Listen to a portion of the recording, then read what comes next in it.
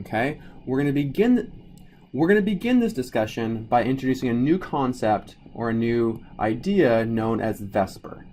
V-S-E-P-R. This is an acronym that stands for valence, shell, electron, pair repulsion.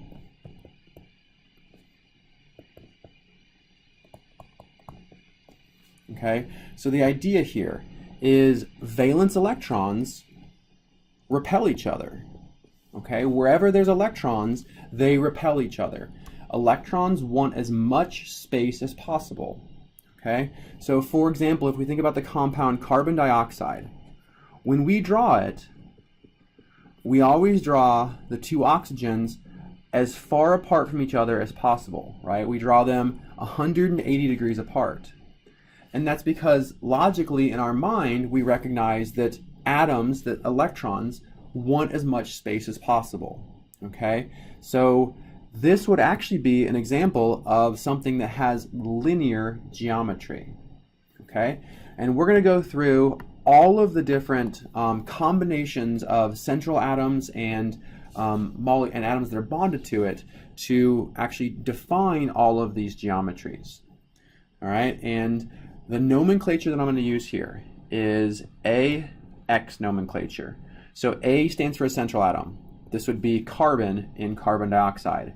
X stands for any atom that's covalently bonded to that central atom.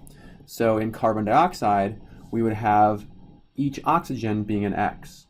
So this would be AX2. Okay? As we just said, according to the VESPR model, each atom wants as much space as possible because electrons repel. So this ends up having the central atom with the two atoms attached to it as far apart as possible.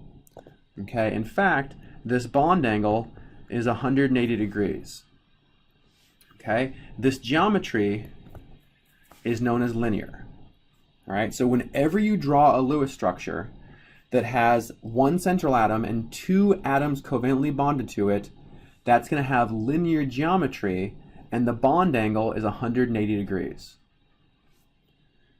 Let's think about another one. What if we add on a third atom? So we have AX3. An example of this could be carbonate. We have a central carbon and three oxygens surrounding them. So if we translate this into our AX nomenclature, when we draw these bonds around our central atom, around A, the maximum space that they can have is 120 degrees. Okay, if you take three balloons and tie them together in the middle, they are going to arrange themselves such they have the maximum space possible, and that's going to be 120 degrees apart. So the bond angle for this geometry is 120 degrees, and we call this trigonal planar. Okay, it's called trigonal planar because our atoms here form a triangle within a single plane.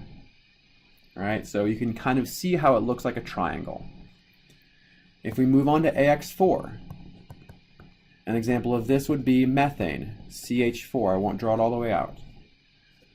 Okay, so in this case, this is the very first time that we need to move out of our two dimensions. We need to move into three-dimensional space because 90 degrees, right? So if you take 360 divided by 4, that gives you 90 degrees. That is not the maximum amount of space that each lobe of the balloon will adopt. All right, so instead, what we end up with is a shape that looks like this. Okay, so we have these three atoms that are in the plane of the paper. And then we have two atoms, so out of the plane. So this solid wedge I'm showing here, this is meant to represent something coming out towards you. And then this dash is meant to represent something going back into the plane of the board. And each of these bond angles are 109.5 degrees. This geometry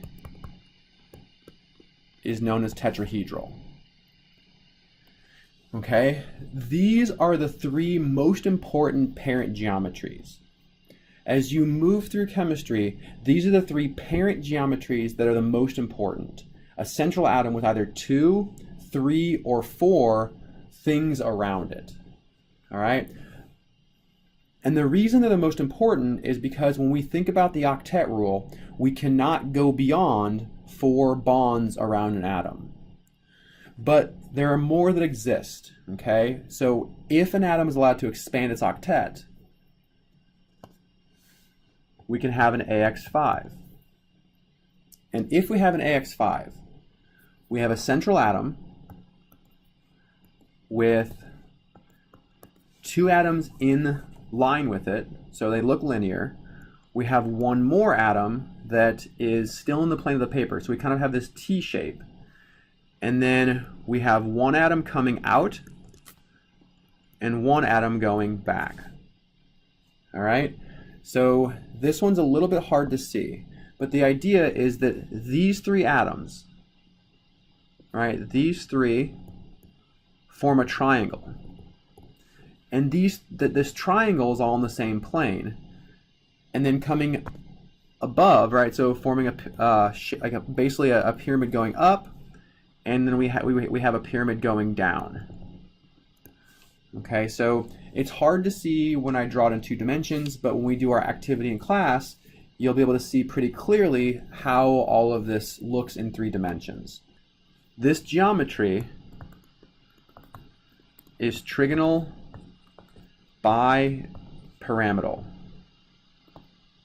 So we have a triangle plane in the middle, we have a pyramid going up and a pyramid going down.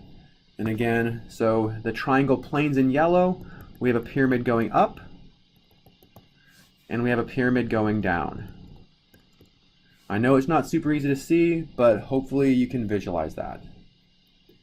We have one more, and that's AX6. Okay, with AX6, we end up having 4 bonds in the plane. We have one bond coming straight out, so this one's coming straight out at you, and we have another one going straight back.